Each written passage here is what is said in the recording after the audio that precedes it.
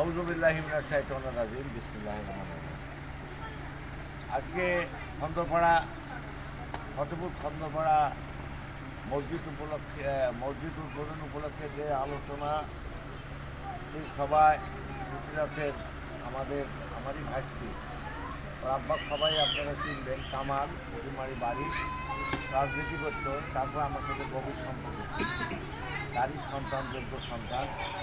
উনি একটা সংস্থার কাজ করে, সেই সংস্থা থেকে জনকল্যাণ সংস্থা, সেই সংস্থাকে টিউবওয়েল দেয়, মসজিদ নির্মাণ করেন, এইসব কাজগুলো করে।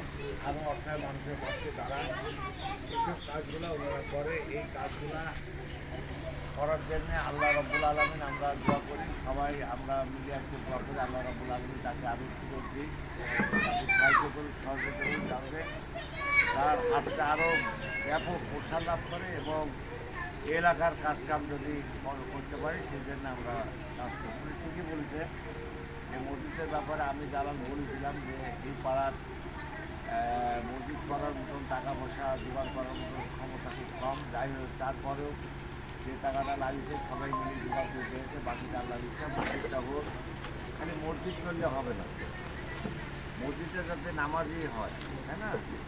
আল্লাহর কিছু বিধান আছে, আল্লাহ যেগুলো নিষেধ করেছে সেগুলো করা যাবে না।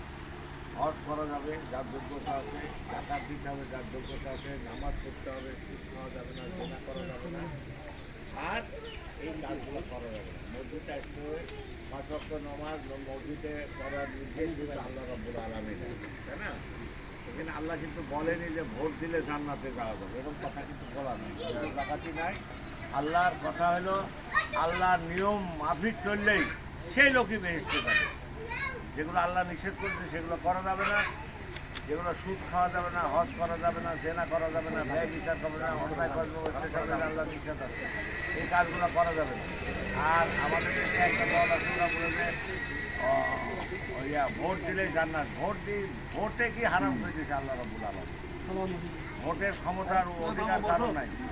যাই হোক, আমি আর কথা বাড়াবো না, আমি মসজিদটা উদ্বোধন করি।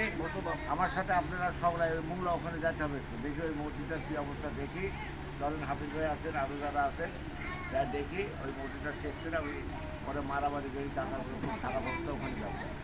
সবার প্রতি সালাম দিয়ে আর আপনারা দোয়া করেন সবাই, আমি দোয়া করি আপনারা ভালো করে সুস্থ থাকেন এবং দোয়া করেন যাতে এই মসজিদের কাজটা, এই সংস্থা যারা করলো তাদের জন্য দোয়া করে এই কাজটা সুস্থভাবে সুন্দরভাবে করে দিতে।